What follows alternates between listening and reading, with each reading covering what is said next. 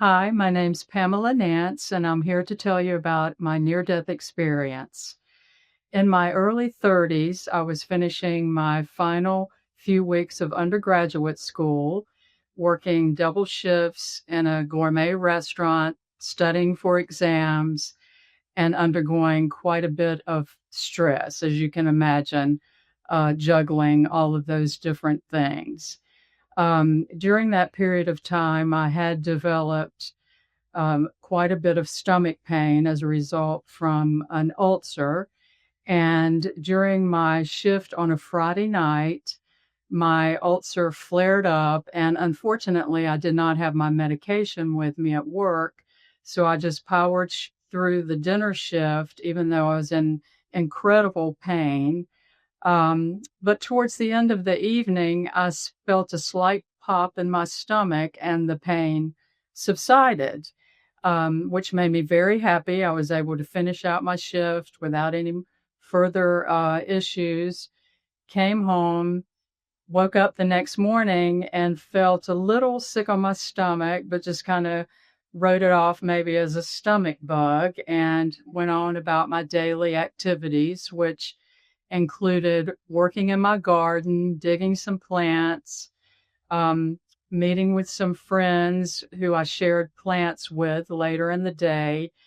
But as the day progressed, I began to feel very tired and a lot more sick on my stomach, and decided to come in to just lie down for a little while. My husband came in the late afternoon and reminded me that we had a dinner engagement that evening.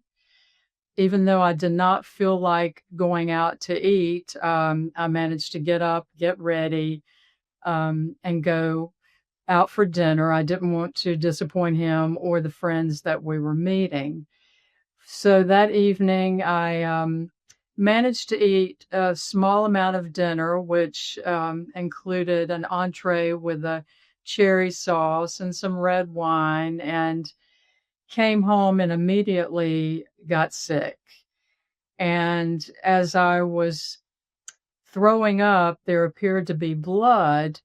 But then I recall that I had this cherry sauce with my entree and the red wine.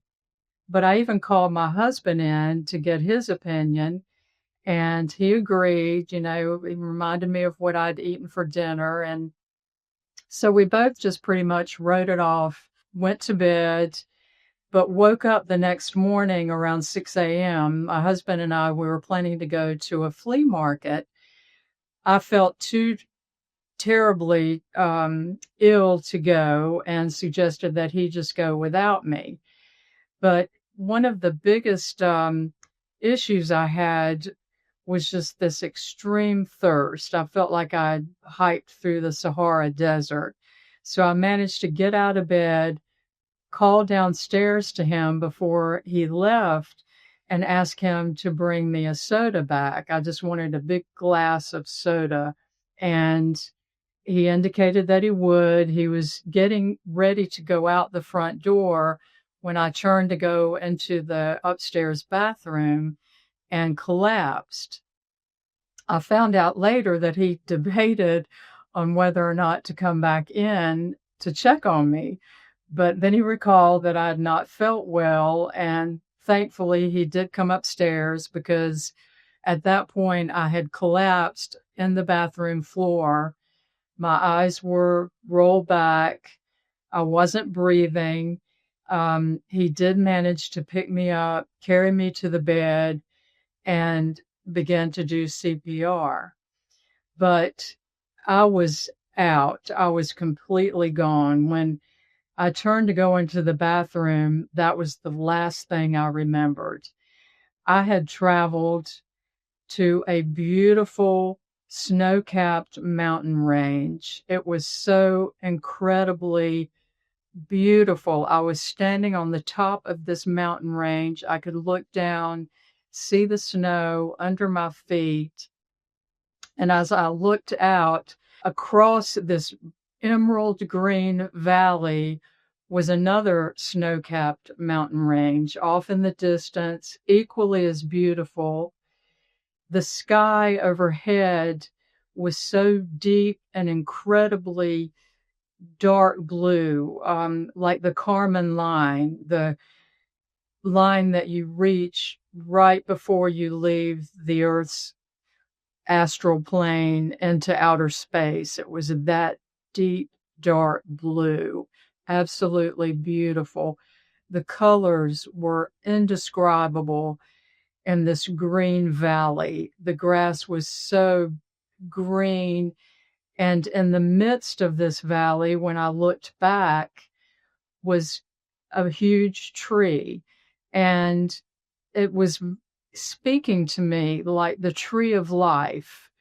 That's what I felt at a soul level, that this is the tree of life, this beautiful, gigantic, massive tree in the midst of this incredibly beautiful valley. And when I concentrated on that tree, I was suddenly under the tree. I was no longer on the side of the mountain, but I was under this beautiful green giant tree towering over me. I could feel the grass under my feet, and I was surrounded by animals. Every animal that you can imagine was there with me. Lions, tigers, cats, dogs, squirrels, rabbits. You name the animal, it was there. And there was such a loud cacophony of sound, and the animals singing and the birds singing and whistling, and it was all about a message of love. I could feel the love coming from these animals. It was incredible, the feeling and the joy that I got standing in the midst of all of these beautiful creatures. And suddenly they parted, and from out of the midst of these animals came my Rottweiler, Holly. She had passed away on early Friday morning before that dinner shift Friday night. I had set up with her until about 2 a.m. We had taken her to the vet earlier in the day and gotten some medication for her, and it was suggested to bring her home, make her comfortable, and come back to the vet at the beginning of the week. But I could not leave her alone. So I set up with her, and about 2 a.m, she passed, and I was with her. She was 14 years old. But the Holly that I saw under this tree in the midst of all of these animals was only about 2 or 3 years old. She looked like she did when she was a young dog, full of life, vibrant, shiny, and so happy to see me. She ran towards me, her little body wiggling, her tail wagging. I fell on my knees. I was crying. I was so happy to see her because I thought she had been lost to me forever just a few days ago. But there she was, completely alive. I could feel her head under my hands, and she began licking my face, the tears off my face, and it was just an extreme joyous moment spent with her. But off in the distance, I could hear my name being called over and over. And as I listened closely, I realized it was my husband calling my name. And he was relentless. He just kept saying my name over and over. I fought it. I did not want to give in to him, but I sensed that he was afraid. And as soon as I gave in to that feeling and that connection with him, I was pulled backwards from that scene, back from Holly, back from all the animals, the tree and the valley and the beautiful mountain range. Just, I was zooming back, and all of that was left in the distance. And I opened my eyes. He was standing over me, and he said, "Don't move. The ambulance is on the way." And it was at that moment I had what I call a split in my consciousness. I was in my physical body, but at the same time, my spirit self was across the room near the ceiling, looking down on this scene of my physical body lying in the bed and my husband over me. And this is what is difficult to explain, but I could actually feel my physical self at the same time I felt the spirit self. So my consciousness had actually split in half.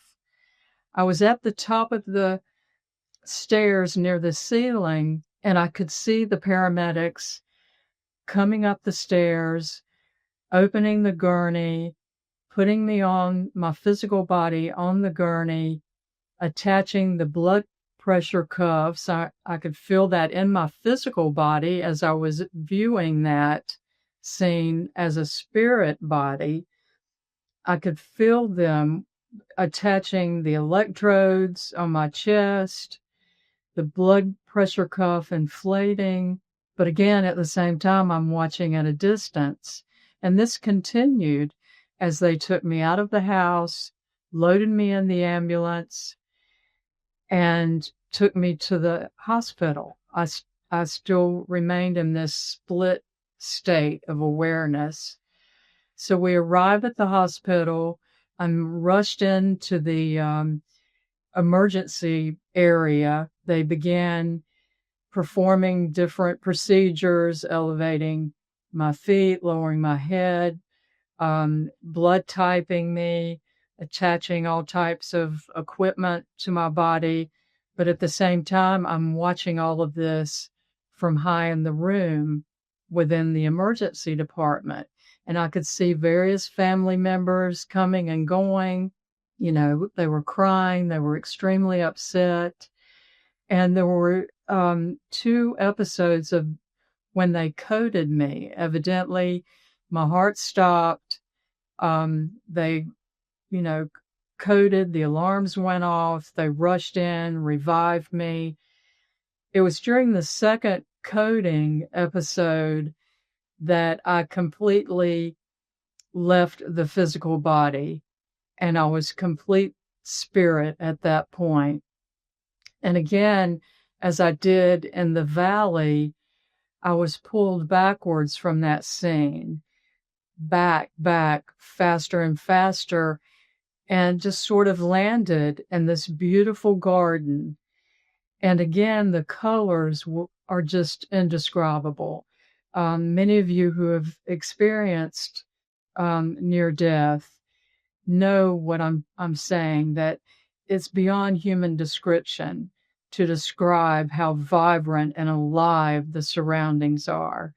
But this garden was absolutely beautiful with this thick, lush grass. It was tree-lined and flower-lined, and everything was just so alive. And the love that you feel and the joy and the comfort on that side, it's a sense of belonging. You know that that's where your true life is. And shortly after arriving there, I came upon a pool of water, a rectangular pool of water that was shimmering and vibrating and just called to me. So I stepped into this pool, I laid down, and I could feel the energy from this water just vibrating through my body. It was energizing me in a way that I've never felt before. Just a strong, energetic coursing of vibration through me. I can't say how long I laid there, but I was watching the birds fly over, looking at the tops of the trees, the blue sky, the beautiful clouds. And I reached a point where I felt, okay, I can get out. And so I left the pool, walked a few feet into the rest of the garden area, and sat down upon a beautifully wooden carved bench. And out of my peripheral vision, I could see sort of a white mist forming. And when I looked full on, the mist transformed into a figure, and out of the mist stepped a Buddhist monk. And he appeared to be in his 40s. His hair was very closely shaved. He had on an orange garment, a robe with a sort of a pinkish orange piece of cloth that came around his neck and across the body. His feet were bare, and he walked towards me and sat down on the bench beside me. And as I looked deep into his eyes, he introduced himself. His name was Hotai, and he was my guide in this garden. That's what he told me.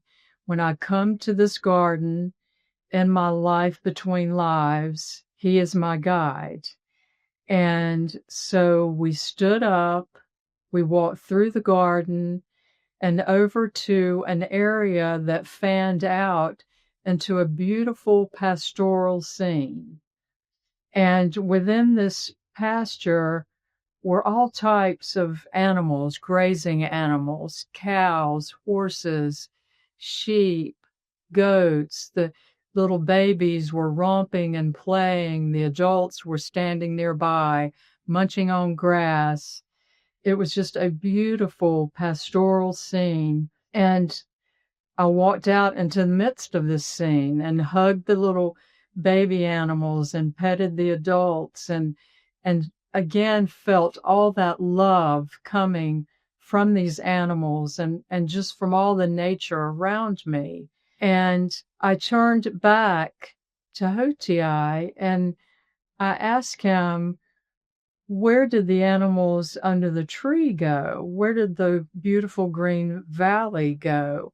And he explained to me that that was just a halfway point, that you transition, some people transition, and particularly, I guess, myself, transition through that valley into the garden, but I had been pulled back by my husband and his insistent calling of my name, and the love that he had for me drew me back. But my physical condition overwhelmed my desire to stay within the physical realm, and I had transitioned to this garden. And this is where I go in my life between lives. I first go to the garden. I learn how to heal plants and animals and eventually people. There are different stages that I go through, and they don't all happen within that garden area. With each advanced stage, I'm introduced to a different guide and I go to a different area. But initially, the garden is where I go to learn the basic healing arts. And all of this was explained by Hotai. And I just felt such a connection with him, such a love for him. And I turned to look back at the pastoral scene, and it was starting to dissipate into like this shimmery curtain of iridescent colors, almost like an abalone shell of all these beautiful colors just shimmering. And that scene went away, and I looked at him and he at me, and I realized that I was not meant to stay there.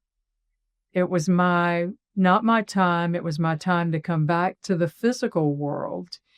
And as soon as that idea or thought entered my mind, I was pulled away from Hotai. I was pulled away from the garden, again, backwards out of that scene and back into my physical body. I opened my eyes and I felt a lot of roughness going on. And there were two nurses that were just scrubbing me down. And I've noticed they were pouring some type of liquid on me. And I asked, what are you doing? Why are you scrubbing me? And they said, we're preparing you for surgery. But one of the nurses left and she returned with the doctor. And at that point, the doctor said, let's try one more endoscopy. And they conducted this endoscopy, took a look in my stomach, and what had happened that Friday night in the restaurant, I'd had this ongoing ulcer that had perforated. So I had been bleeding out from Friday night until I arrived at the hospital, and they had begun a blood transfusion. But I had continued to bleed. And when I was awakened, or when I woke up with the nurses scrubbing me, it was actually Tuesday morning. So I had been bleeding out for about 72 hours, and there had been several endoscopies done at that point, but they could not see where the bleeding was coming from. So the doctor said, let's do one more endoscopy. Let's try to see where this bleeding is occurring. And at that point, I had passed enough blood out of my stomach that he was able to find the bleeding vessel, laser it through the endoscopy, and I avoided surgery. Later that evening, he did come in to see how I was doing and indicated that I had lost over 30% of my blood volume, which is a significant amount. And fortunately, they were able, as I said, to stop the bleeding and continue the transfusion. So I ended up in the hospital for 5 days, 3 days in ICU and 2 days in regular care. I was released that Friday. So it had been, 7 days since the actual event began. But I was changed. As my husband drove me home, it was like I was seeing the world for the first time. Everything was so alive, so vibrant, so colorful. And this was in the spring when the azaleas were blooming, tulips, daffodils were all in bloom. I was going through familiar neighborhoods, but it really was like I had never seen them before, not the way I was seeing them. We pulled into the driveway, and we have a 350-year-old oak tree in our front yard. And she just spoke to me. I often go out and hug this oak tree, and I do get a feminine energy from her. But on this day, I could see the energy. I could see the life coming from this tree. And I ran to her and just put my arms, around her as much as I could because she's quite massive. And I looked around at all the trees, the smaller trees and the flowers and the azaleas, and I could see the energy, the aura coming off of these plants. And I looked at my husband. I was like, can't you see their energy? Can't you see that how alive they are? And of course, he was only concerned in getting me back into the house, and into bed. So he basically had to drag me inside, get me in the bed. But as I said, I was changed for at least a year. I could not turn a lamp on without blowing the light bulb. If I flipped on a light switch for an overhead light, the light would blow. If we went out in the evening for a walk and I walked under a street light, it would go out. I couldn't go to the grocery store and grocery shop because if I took particularly cans off the shelving, I would be shocked to the point of physical pain, and you could actually hear the pop and sometimes like a blue arc. So I think that pool of water that I had laid in and where I felt all of that energy had changed me, had changed my vibration, my energetic pattern to a frequency that was so elevated, it was like causing me pain at that point. But I realized that this was a gift, that this was something special. And I was fortunate in that after I graduated, I took a job at a local university medical center, and they had a great complementary and alternative medicine department. I became very good friends with two of the female doctors there, one an MD and another was a physicist. And over time, I shared with them my story, my near death experience, and how it had changed me physiologically. And they suggested that we do some experiments in the physics lab just to kind of measure if this indeed was really happening to me as far as this physiological response of energy. And so we conducted some experiments with marigolds. We had an intervention tray and a control tray, and both trays of seedlings received the same lighting and the same amount of water. But the intervention tray, I would conduct healing touch over these plants, and I did not on the control tray. Well, within a few weeks, the intervention tray was at least 3 times the size of the control tray. So that indicated there really was something going on with my hands. And they had access, or the physics professor had access to Kirlian photography. And she did take a photograph of my hand to measure the coronal discharge, and then compared it to photos of her hand and the doctor's hand. And they were very different. There was hardly any discharge coming from their hands, but mine emitted this incredibly large, bright blue emission, this coronal emission. And another sort of synchronicity in being in that complementary and alternative medicine department was I had access to healing touch training. It was offered as an inpatient modality to the patients in the hospital side of the University School of Medicine. And so I trained for months and learned the levels, or actually earned a level 4 certification and worked on numerous patients. And that was very rewarding because I had very good results in helping to alleviate post-operative pain. I helped some dying patients transition.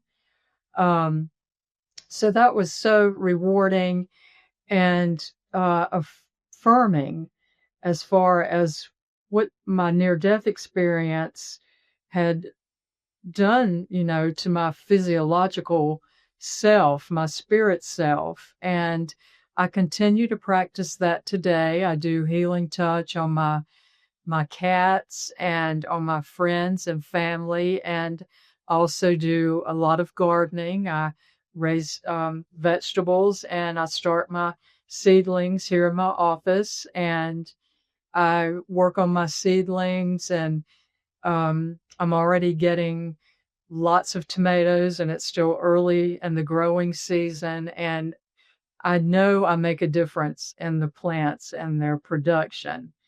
So all of that has led me down a path to study more in the areas of healing and shamanism. I do dowsing. So it's just opened a broad path into exploration of higher consciousness. But my message to the viewers today is that crossing over to the other side is nothing to fear. I'm certainly not condoning or encouraging anyone to check out early. We have a reason in being here at this moment in time. We have to live out our lives to learn, but there is nothing to fear on the other side. It is a place of love, of joy, of all-knowing. It's our true identity. We only bring a small part of ourselves into this lifetime. we leave a large part of our spirit, our higher self, on the other side that we do join with.